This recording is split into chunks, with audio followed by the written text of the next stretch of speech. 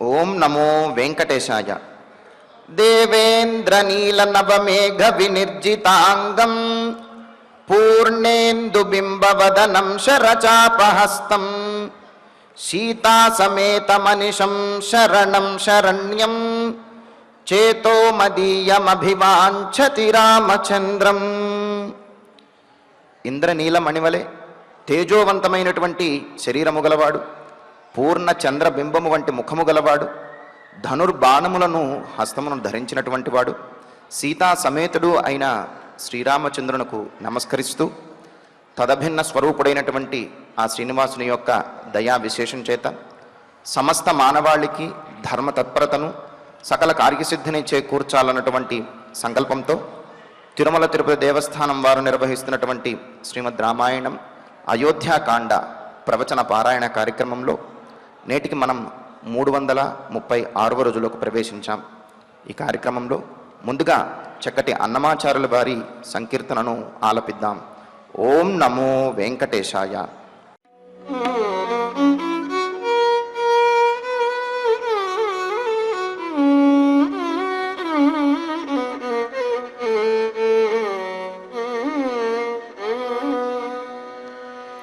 వినుడిదే రఘుపతి విజయములు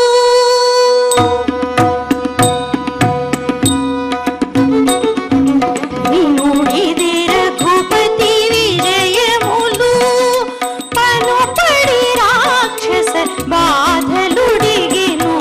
వినుడిదే రఘుపతి విజయములు పలుపడి రాక్షస బాధలుడిగెను. వినుడిదే రఘుపతి విజయములు వినుడిదే రఘుపతి విజయములు.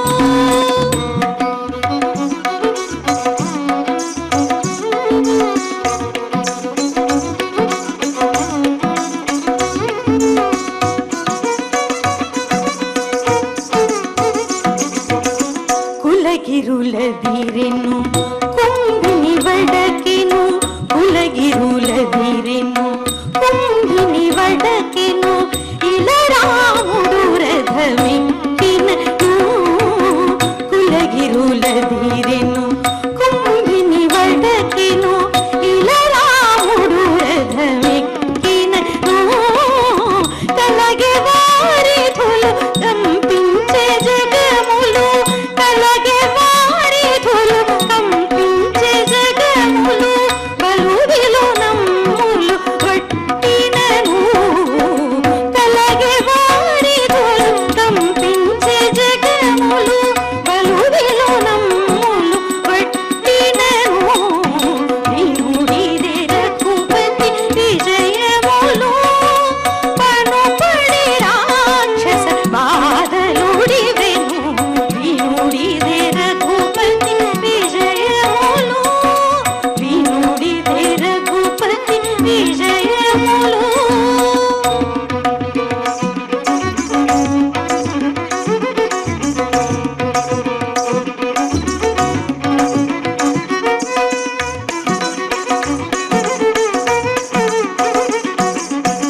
పిడుగులు దూరిగెను పెనుగాలి విసరే పిడుగులు దూరిగెను పెనుగాలి విసరే తొడిబడ బాణము తొడిగినను. పిడుగులు దూరిగెను పెనుగాలి విసరే తొడిబడ బాణము తొడిగినను. ముడిబడని కొల మొక్కే దిగ్గజములు ముడిబడని కొల మొక్కే దిగ్గజములు ఎడపక రావణు నేసిన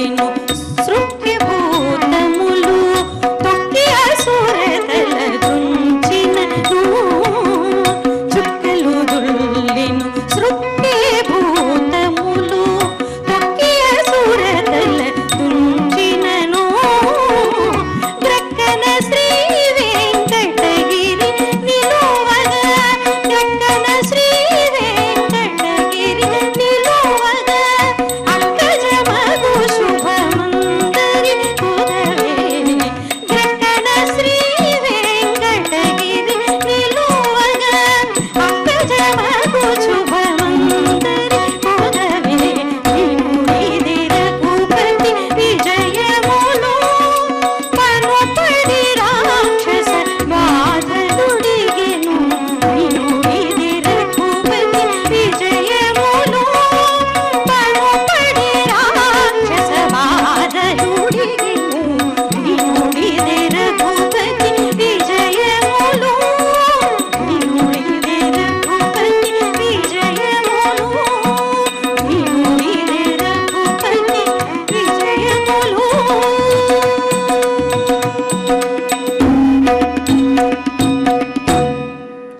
సంకీర్తనను ఎంతో చక్కగా శ్రవణం చేశాం. ఇక ఇప్పుడు శ్రీ గురు ధ్యాన పూర్వకంగా సంకల్ప వాక్యాలను అందరము కలిసి పలుకుతూ ఈ కార్యక్రమాన్ని ప్రారంభం చేసుకుందాం. శ్రీ గురు ధ్యానం. గురుర్బ్రహ్మా గురుర్విష్ణు గురుర్దేవో మహేశ్వరః గురు సాక్షాత్ పరం బ్రహ్మ తస్మై శ్రీ గురవే నమః.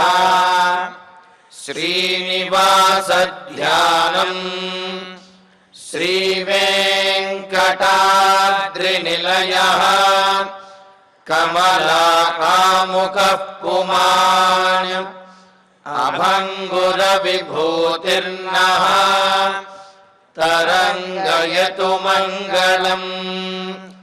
అథ సంకల్పః. శ్రీమదాదివరాహ క్షేత్రే విరాజమానస్య శ్రీ పద్మావతీ జానే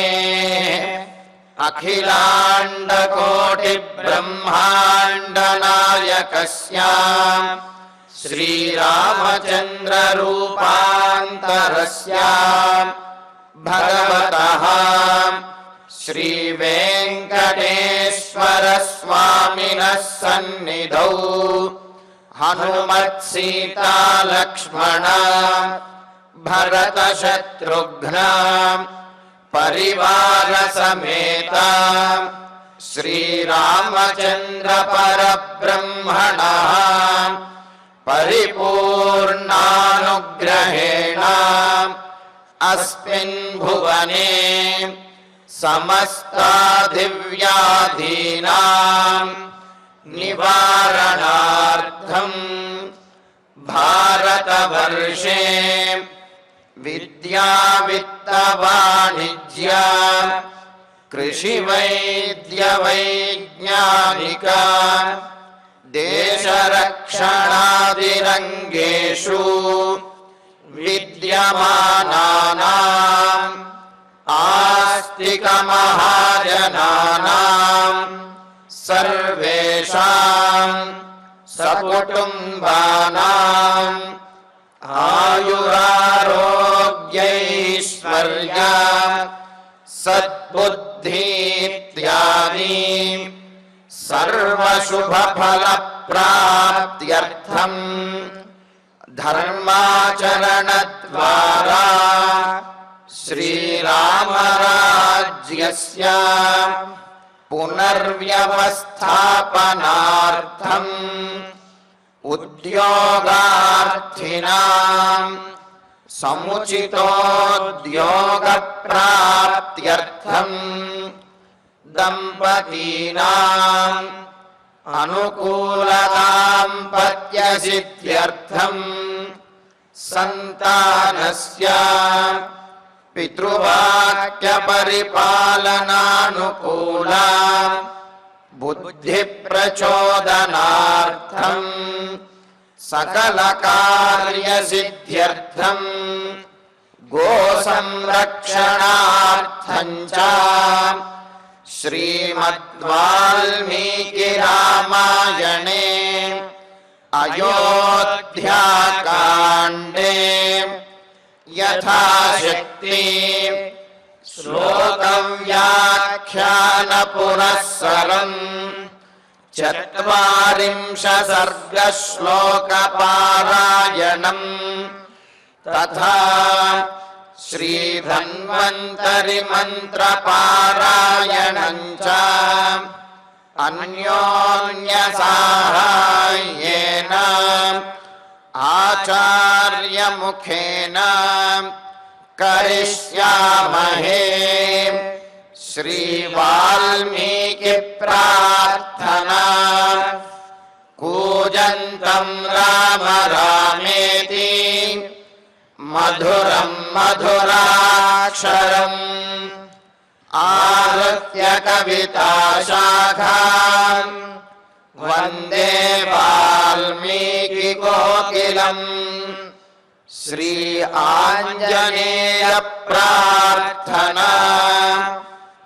మనోజవం మారుతతుల్యవేగం జితేంద్రియం బుద్ధిమతాం వరిష్టం వాతాత్మజం వానరయూధముఖ్యం శ్రీరామదూతం శిరసా నమామి. శ్రీరామాయణ ప్రార్థనా. వాల్మీకి గిరి సంభూత రామసాగరగామిని పునాతి భువనం పుణ్యా రామాయణ మహానదీ. శ్రీరామ ప్రార్థనా. అయోధ్యాఖ్యేతు గుర్వర్ధే త్యక్త్వా రాజ్యం గిరౌ వసన్ పాదుకే భరతాయాదాత్ స రామః శరణం మమ. శ్రీరామచంద్ర పరబ్రహ్మణే నమః. అథ శ్రీమద్ రామాయణే ఆదికావ్యే అయోధ్యాకాండే 40 సర్గః. శ్రీమన్నారాయణ చరణౌ శరణం ప్రపద్యే. శ్రీమతే నారాయణాయ నమః. శ్రీరామాయ నమః. రామం దశరథం విద్ధి మాం విద్ధి జనకాత్మజాం అయోధ్యామటవీం విద్ధి గచ్చతాత యథా సుఖం. సీతారాములతోటి బయలుదేరుతున్నటువంటి లక్ష్మణస్వామితో సుమిత్రాదేవి చెప్పినటువంటి మాటలు, నాయన రాముడే నీకు తండ్రి, సీతాదేవియే తల్లి, అడవినే అయోధ్యానగరంగా భావించి నీవు సుఖంగా వెళ్ళిరావయ్యా అని చెప్పి అన్నది. మరి ఇందులో ఉన్న అనేక పరమార్థములను మనం తెలుసుకున్నాం.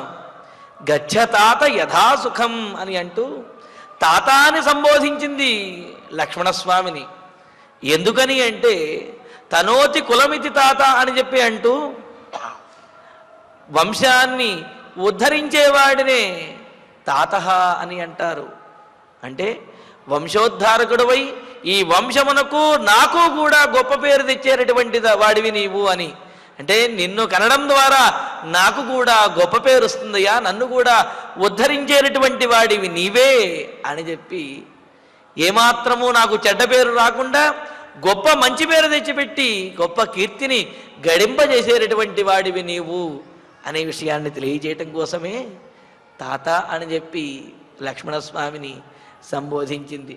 సంబోధించి యథాసుఖం, సుఖంగా అడవికి వెళ్ళిరా నాయన అంటున్నది. సుఖంగా ఉద్యానవనానికి వెళ్ళు, సుఖంగా రాజాంతఃపురంలోకి వెళ్ళు అని చెబితే ఔచిత్యంగా ఉంటుంది, కానీ సుఖంగా అడవికి వెళ్ళు అని చెబితే ఇందులో ఔచిత్యం ఏమిటండి అంటే ఇష్టమైనటువంటి పని చేస్తున్నప్పుడు అందులో కష్టం అనేది కనిపించదు, సుఖము మాత్రమే కనిపిస్తూ ఉంటుంది. దీనికి చాలాసార్లు మనం అనుకున్నాం, పిల్లలు ఆటలాడుకోవటానికి ఎంతో కష్టపడుతూ ఉంటారు, మోకాళ్ళు మోచేతులు దోక్కుపోతూ ఉంటాయి. అయినప్పటికీ కూడా వాళ్ళు చాలా ఆనందంగా ఆ మైదానంలో ఆడుకుంటూ ఉంటారు. మరి ఇంట్లో చల్లనైనటువంటి ప్రదేశంలో కూర్చోవటం కంటే కూడా ఎండలో మైదానంలో తిరగటం అనేది కష్టమా కాదా? కష్టమే కదా. కానీ పిల్లలు ఇంట్లో కూర్చోవటం కంటే కూడా మైదానంలో తిరగడానికే ఎక్కువగా, అంటే ఆ మైదానంలోనే ఎక్కువ ఆనందాన్ని పొందగలుగుతారు. ఎందుకని పొందగలుగుతారు? వారికి ఇంటికంటే కూడా, ఇంట్లో ఉండడం కంటే కూడా మైదానంలో ఆటలు ఆడుకోవటం అనేది మనసుకి ఆనందాన్ని ఇస్తుంది, మనసుకి ఇష్టమైనటువంటిది. కావున మనసు ఇష్టపడి చేసేటటువంటి పనిలో కష్టం అనేది కనిపించదు, సుఖము ఆనందము మాత్రమే కనిపిస్తాయి.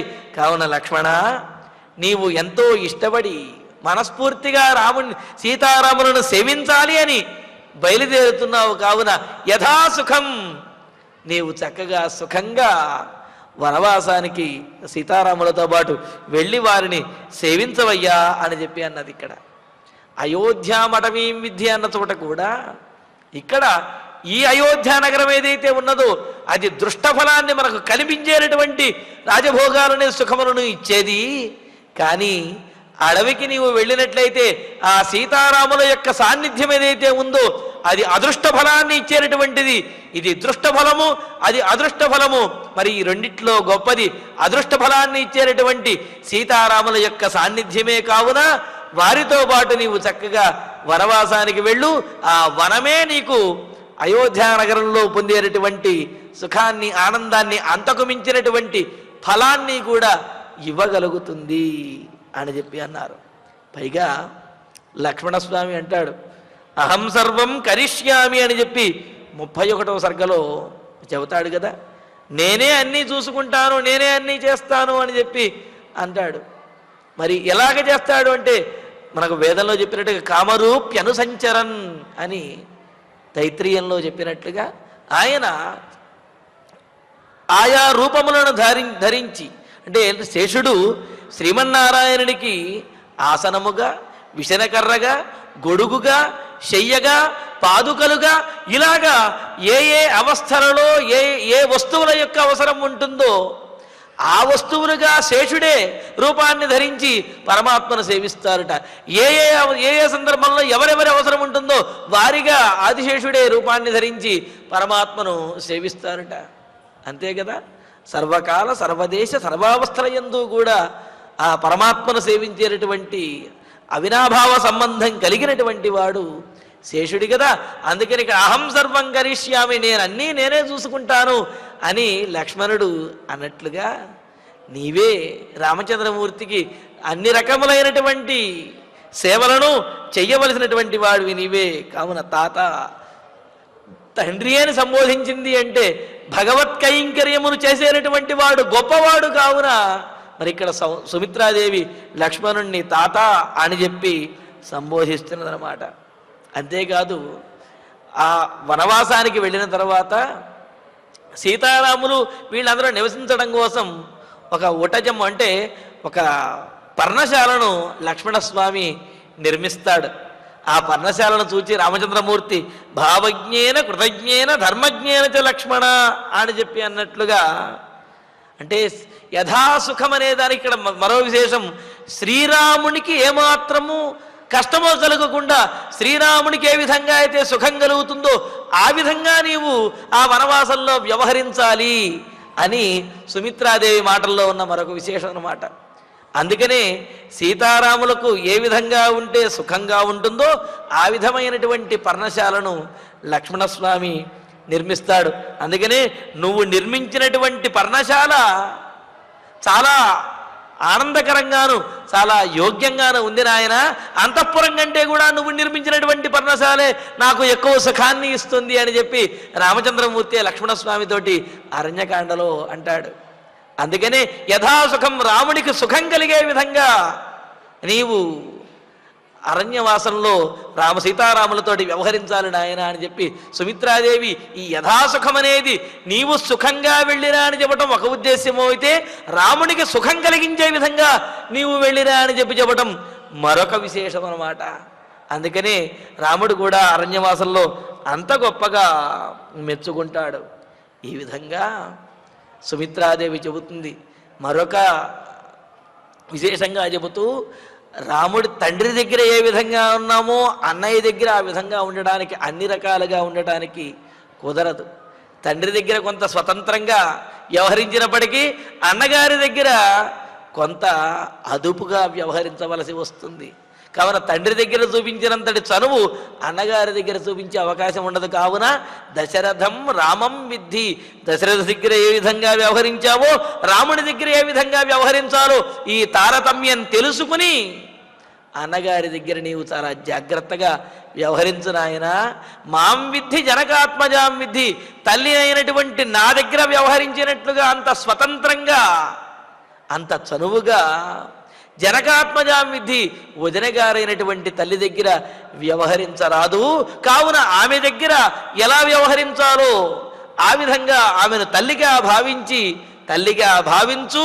అలాగే వదినమ్మ కావున ఆమె దగ్గర ఏ విధంగా వ్యవహరించాలో అలా వ్యవహరించు అని చెప్పి, మరి తండ్రిలాగా రామచంద్రమూర్తిని చూసుకుంటూనే తండ్రి దగ్గర కంటే కూడా ఎక్కువ జాగ్రత్తగా రాముడి దగ్గర ఉండు. తల్లిలాగా సీతాదేవిని సేవిస్తూనే తల్లినైనటువంటి నా దగ్గర కంటే కూడా సీతాదేవి దగ్గర మరింత జాగరూకుడవై ఉండి సేవించు. వారిరువురికి కూడా సుఖము కలిగే విధంగా నీవు అరణ్యవాసంలో వారిని సేవించు నాయన అని చెప్పి సుమిత్రాదేవి లక్ష్మణస్వామికి బోధించి జాగ్రత్తగా వెళ్ళి రమ్మని చెప్పి సాగనంపుతూ ఉన్నది. మరి సుమంత్రుల వారు అక్కడికి రథాన్ని తీసుకువచ్చి సిద్ధం చేశాడు. సుమంత్రుల వారితోటి దశరథ మహారాజు చెప్పాడు కదా, సుమంత్రా నీవు రథాన్ని తీసుకుని వచ్చి ఈ సీతారామ లక్ష్మణులని ఈ అయోధ్య నగరాన్ని దాటించి ఈ రాజ్యాన్ని దాటించి అడవిలో వదిలిరా అని చెప్పి, ఈ రాజ్యాన్ని దాటించి పంపించిరా అని చెప్పి దశరథ మహారాజు సుమంత్రుల వారితో చెప్పారు కదా. వెంటనే సుమంత్రుల వారు వెళ్ళి యోగ్యమైనటువంటి రథాన్ని తీసుకుని వచ్చి సిద్ధం చేశాడు కదా. ఈలోగా వీళ్ళందరూ కూడా సీతారాములు అదేవిధంగా లక్ష్మణస్వామి వీళ్ళు వారికి నమస్కరించడము, వారు చెప్పవలసిన కౌసల్యాదేవి అదేవిధంగా దశరథ మహారాజు సుమిత్రాదేవి వీరు చెప్పవలసినటువంటి జాగ్రత్తలన్నీ కూడా సీతారామ లక్ష్మణులకు తెలియజేసి సాగనంపుతూ ఉన్నారు కదా. మరి ఇక్కడ సుమంత్రుల వారు అందుకుని తతస్సుమంత్ర కాకుత్స్థం ప్రాంజలిర్వాక్యమబ్రవీత్ వినీతో వినయజ్ఞశ్చ మాతలిర్వాసవం యథా. మరి ఈ విధంగా సుమిత్రాదేవి లక్ష్మణునికి చెప్పటం పూర్తి చేసిన తర్వాత తరువాత వినీత వినయంగా ఉండేటటువంటి వాడు, వినీత రథాన్ని నడపడంలో గొప్ప శిక్షణ కలిగినటువంటి వాడు, సుశిక్షితుడైనటువంటి వాడైన వినయవంతుడైనటువంటి సుమంత్రుడు. చూడండి ఇక్కడ సుమంత్రుల వారి యొక్క గొప్పతనం. సుమంత్రుడు దశరథునికి కూడా సారథిగా ఉన్నటువంటి వాడు, ఆయనకు కూడా ఆత్మీయుడు, కొన్ని వేల సంవత్సరములని ఉన్నటువంటి వాడు. రామలక్ష్మణులు జన్మించడం కంటే ముందు నుంచి కూడా దశరథునితో అనుబంధం కలిగినటువంటి వాడు. అయినప్పటికీ కూడా రామలక్ష్మణుల వద్ద సుమంత్రుల వారు ఎప్పుడూ కూడా అతి చనువు చూపించలేదు, తన స్థితిని మర్చిపోలేదు. ఎప్పుడూ వినయంతో వ్యవహరించాడు, వినయంతో మాట్లాడాడు. అందుకనే వినయజ్ఞ, వినయం తెలిసినటువంటి వాడైన సుమంత్రుడు ప్రాంజలి, రెండు చేతులు జోడించి నమస్కరిస్తున్నటువంటి వాడై మాతలిహి వాసవం యథా, ఇంద్రుని యొక్క రథాన్ని నడిపేటటువంటి దేవరథాన్ని నడిపే మాతలి వాసవం ఇంద్రుడితోటి ఏ విధంగా అయితే వ్యవహరిస్తాడో, ఇంద్రుడితో పలికినట్లుగా కాకుత్స్థం కకుత్స్థ వంశీయుడైనటువంటి శ్రీరామునితోటి ఆ మాతలి వాక్యం అబ్రవీత్, ఈ విధంగా మాట్లాడుతూ ఉన్నాడు. మరి వాళ్ళు బయలుదేరుతూ ఉన్నారు. రథాన్ని సిద్ధం చేసి ఉంచాడు సుమంత్రుల వారు ఎంతో వినయంతో సందర్భోచితంగా వినయవంతమైనటువంటి వ్యవహారంతో ఇంద్రుని వద్ద దేవరథ సారథి అయినటువంటి మాతలు ఏ విధంగా వ్యవహరిస్తాడో అటువంటి వాడైన ఆ విధంగా వ్యవహరించేటటువంటి సుమంత్రుల వారు రాముడితోటి ఈ విధంగా మాట్లాడుతున్నాడు. రథమారోహ భద్రంతే రాజపుత్ర మహాయశ క్షిప్రం త్వా ప్రాపయిష్యామి యత్ర మాం రామ భక్ష్యసి. సుమంత్రుల వారు అంటున్నారు రాముడితోటి, మహాయశ గొప్ప కీర్తి గడించినటువంటి రాజపుత్ర రాజకుమార రామ, రథం ఆరోహ రథాన్ని ఎక్కవయ్యా. సుమంత్రుల వారు అంటున్నారు త్వరగా రథాన్ని ఎక్కు రామచంద్ర.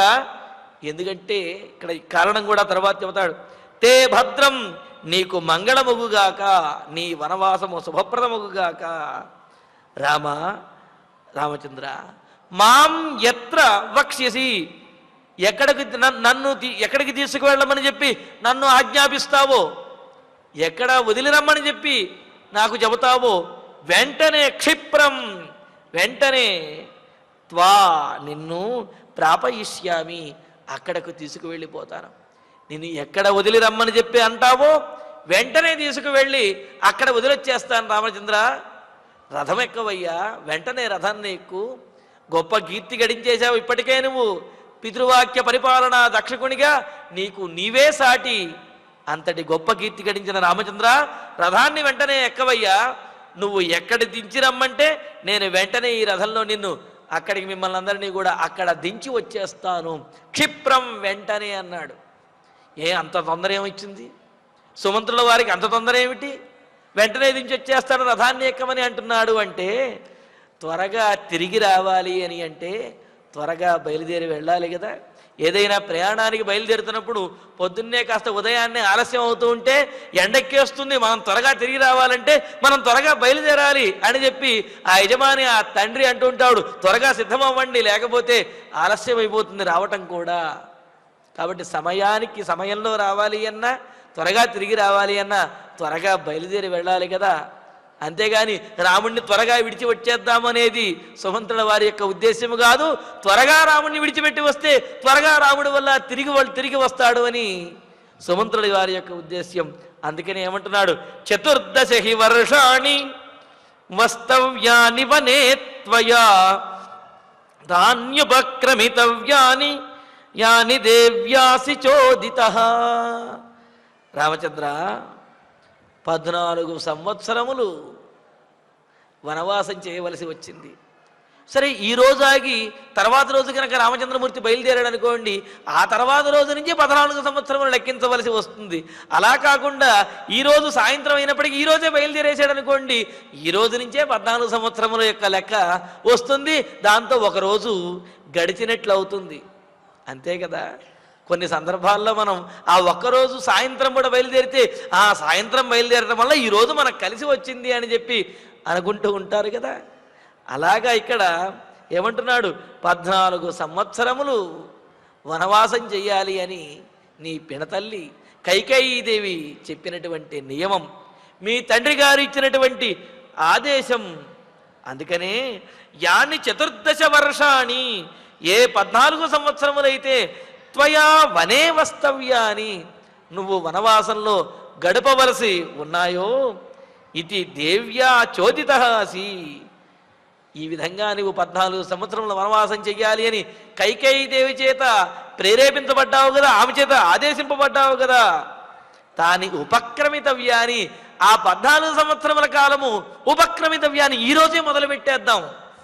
ఈరోజు సాయంత్రం అయింది కదా, మధ్యాహ్నం దాటింది కదా అని చెప్పి ఈరోజు ఇక్కడే కనుక విశ్రాంతి తీసుకుంటే రేపటి నుంచి లెక్క మొదలవుతుంది. అలా కాకుండా బయలుదేరి వెళ్ళిపోతే ఈ రోజే లెక్క మొదలవుతుంది. 14 సంవత్సరంలో ఒక రోజు గడిచినట్లు అవుతుంది, ఒక రోజు తగ్గనన్నా తగ్గుతుంది అన్నట్లుగా ఈయన ఉద్దేశం అన్నమాట. అందుకనే తాని ఉపక్రమితవ్యాని, ఆ 14 సంవత్సరముల కాలము వనవాస కాలము ఉపక్రమితవ్యాని ఇప్పుడే మొదలు పెట్టేద్దాం. కావున నువ్వు వెంటనే రథాన్ని కనుక ఎక్కినట్లయితే ఎక్కడ దించి రమ్మంటే, ఏ అడవి ప్రాంతంలో దించి రమ్మంటే ఆ అడవిలో నిన్ను దించి వచ్చేస్తాను. తద్వారా ఈరోజే 14 సంవత్సరముల యొక్క వనవాసము ప్రారంభమవుతుంది. తద్వారా 14 సంవత్సరములు తర్వాత వెంటనే నీవు ఇక్కడికి వచ్చేస్తావు. ఎంత త్వరగా వనవాసం ప్రారంభిస్తే అంత త్వరగా వనవాసం అనేది పూర్తి అవుతుంది. తద్వారా నిన్ను మరలా మేము చూడగలుగుతాము అని చెప్పి అంటున్నాడు. అంటూ తం రథం సూర్య సంకాశం సీత హృష్టేన చేతసా ఆరురోహ వరారోహ కృత్వా లంకారమాత్మనః. ఈ విధంగా రాముడితోటి సుమంత్రుల వారు చెబుతూ ఉంటే రామచంద్రమూర్తి ఒక్కసారి సీతాదేవి వైపుకు చూశాడు. సీత ఇంకా బయలుదేరదామా అన్నట్లుగా చూడంగానే సీతాదేవి ఎంతో ఆనందంతో, అంటే బయలుదేరాల్సి వచ్చిందా కష్టపడాల్సి వచ్చిందా అని చెప్పి ఇటువంటి ఆ ముఖంలో ఎటువంటి వైపరీత్యం కానీ ఎటువంటి వికారము కూడా సీతాదేవి యొక్క ముఖంలో, కష్టము దుఃఖము శోకము అనేది సీతాదేవి యొక్క ముఖంలో ఏమాత్రము కనిపించడం లేదు. బయలుదేరదామా అనగానే ఉద్యానవనానికి బయలుదేరినట్లుగా సీతాదేవి కూడా ఎంతో ఉత్సాహంగా బయలుదేరుతున్నారు.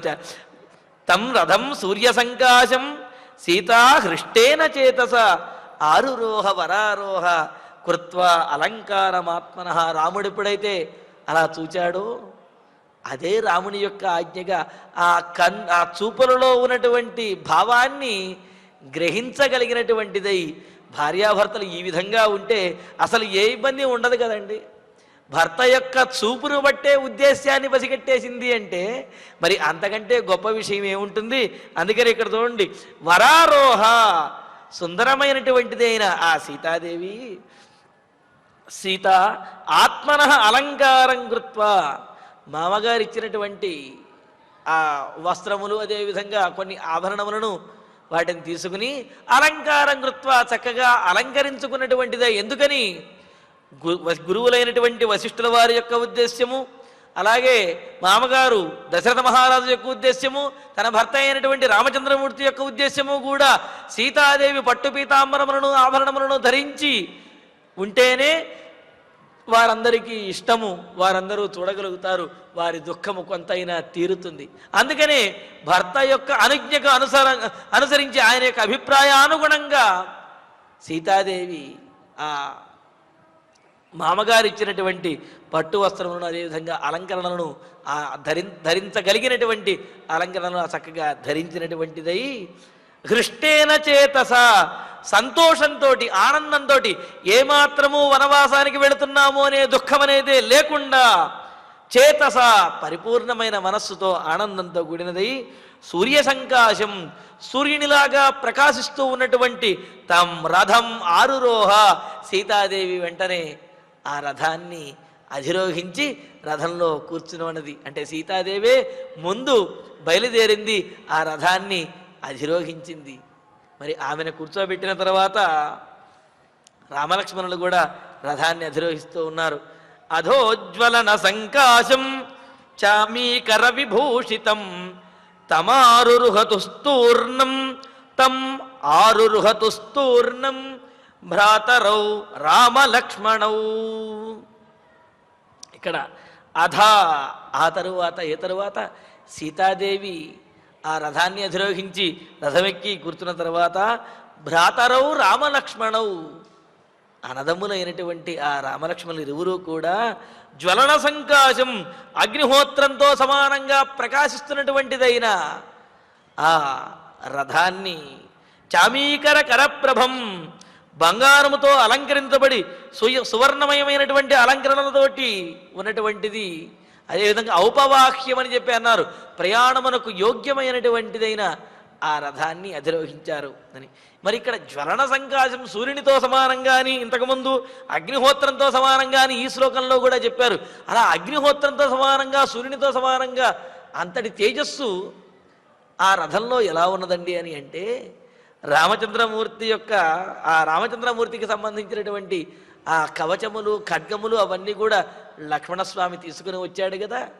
అలాగే ఆ అడవిలో కావలసినటువంటి ఆ గుణపము, గడ్డపార, అదేవిధంగా పార మొదలైనటువంటి ఉన్నాయి కదా, వాటిని కూడా ఆ రథంలోకి ఉంచారు కదా.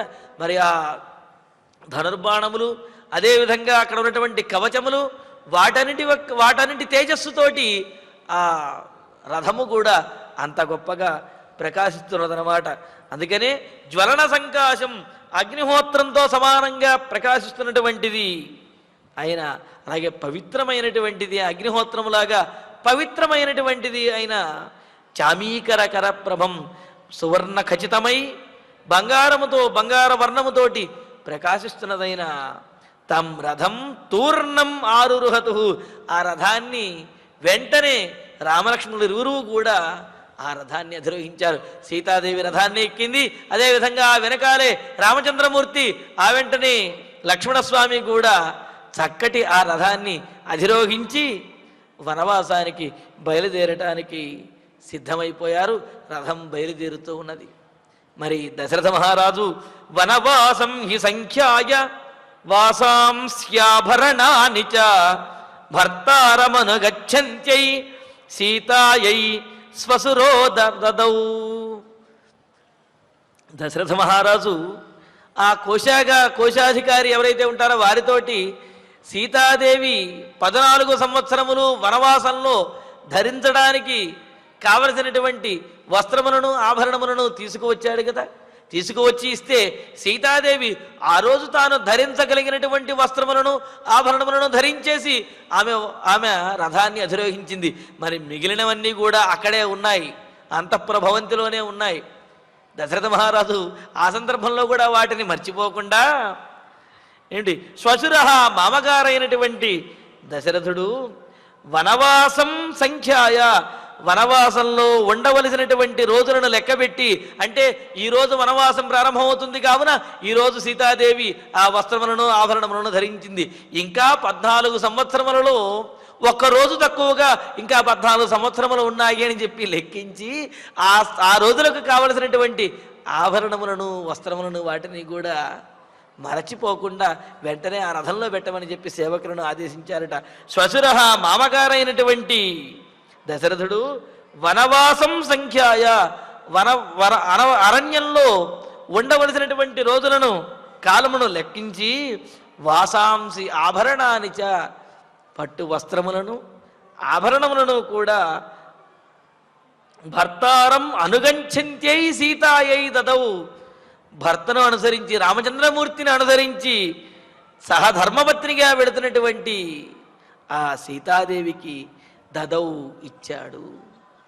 తాను వెళ్ళవలసిన అవసరం లేకపోయినా రామచంద్రమూర్తి ఆ సీతాదేవిని అంతఃపురంలోనే ఉండమని చెప్పినప్పటికీ కూడా భర్తను విడవలేక తన ధర్మాన్ని తాను ఆచరించాలి అని, తన భర్తతో ఉండటమే తన ధర్మము అని భావించినటువంటిదైన సీతాదేవి అలా రాముడితో వెళుతూ ఉంటే భర్తను అనుసరించి వెళుతున్నటువంటి ఆమె మీద మరింత గౌరవము, ఆదరణ, వాత్సల్యముతోటి దశరథ మహారాజు వనవాసంలో ఉండబోయేటటువంటి ఆ కాలమును లెక్కించి వస్త్రములను ఆభరణములను కూడా సీతాదేవికి ఇప్పించాడు. సీతాదేవికి అక్కడ ఇచ్చి రథములో ఉంచే విధంగా చేశాడు.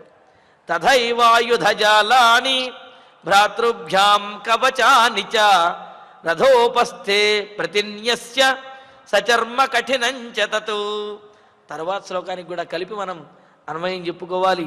సీతా తృతీయానారూఢాన్ దృష్ట్వా దృష్టమచోదయతు సుమంత్ర సమ్మతానశ్వాన్ వాయువేగ సమాన్ జవే.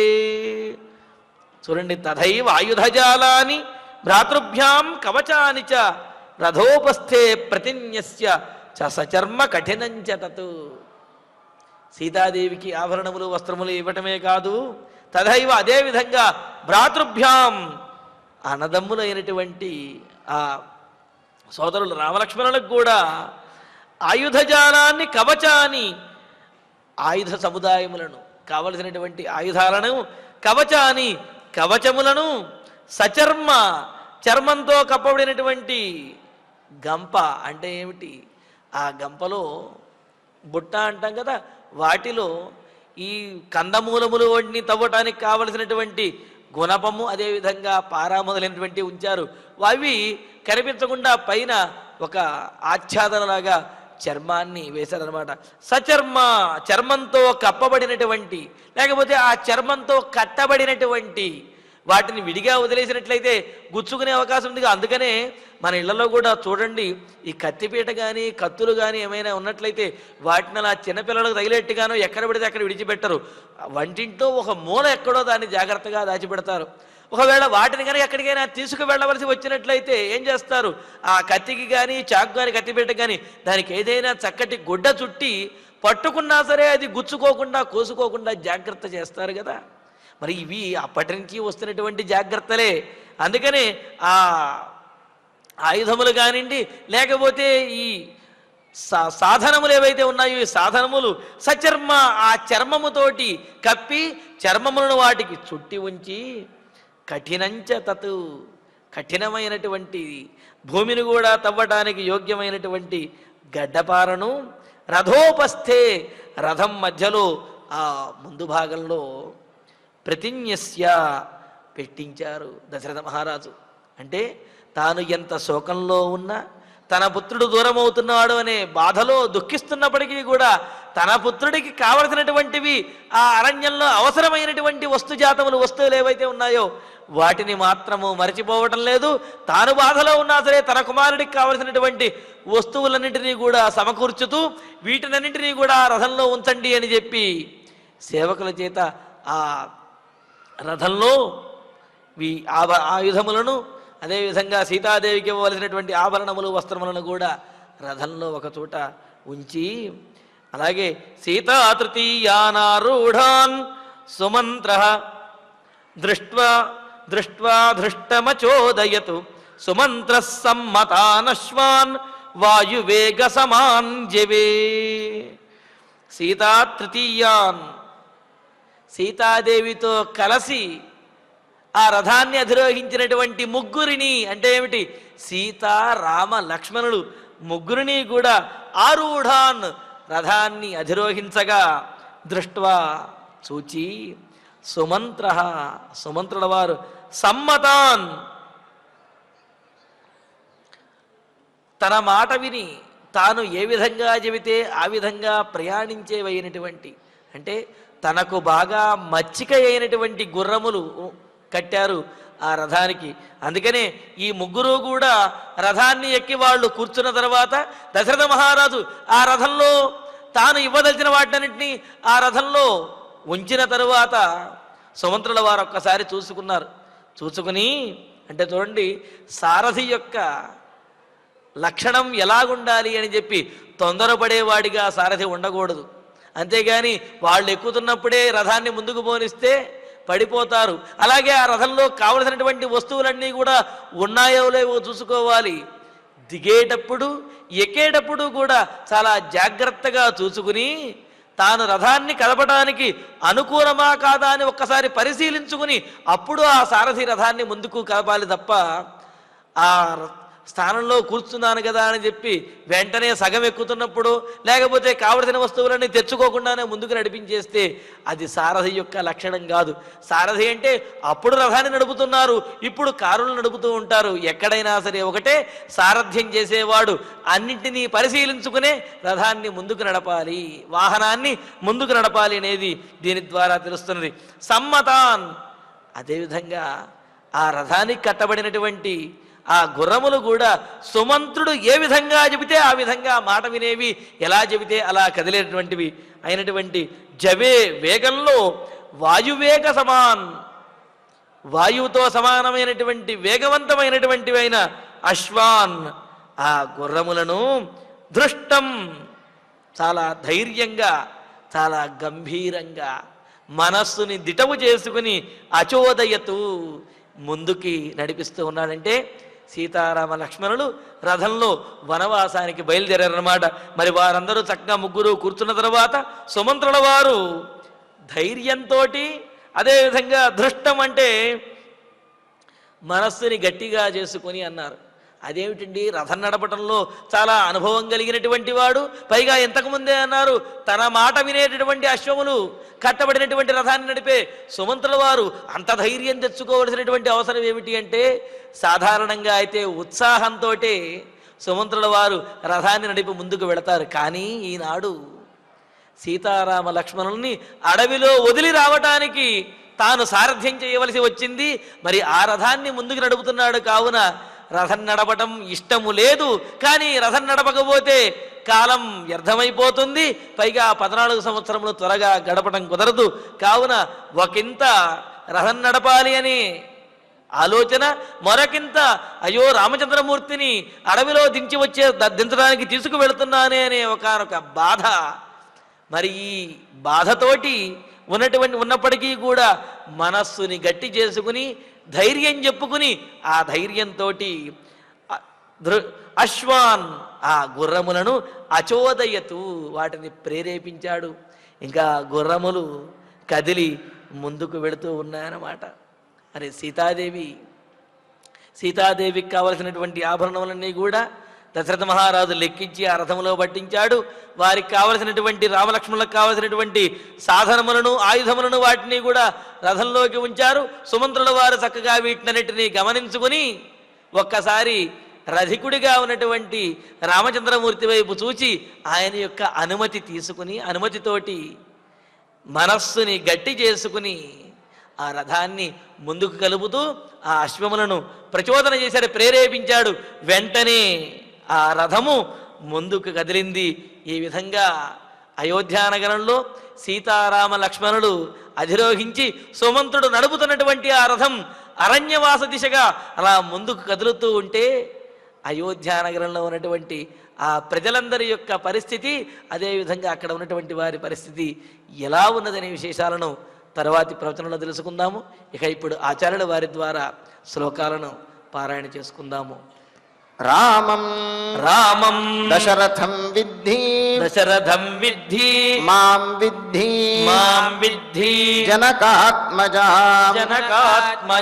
అయోధ్యాం అటవీం విద్ధి గచ్చతాత యథా సుఖం తతః సుమంత్రః కాకుత్స్థం ప్రాంజలిః వాక్యమబ్రవీత్ వినీతః వినయజ్ఞశ్చ మాతలిః వాసవం యథా రథమారోహ భద్రంతే రాజపుత్ర మహాయశః క్షిప్రం త్వాం ప్రాపయిష్యామి యత్ర మాం రామ వక్ష్యసి చతుర్దశహి వర్షాణి వస్తవ్యాని వనే త్వయా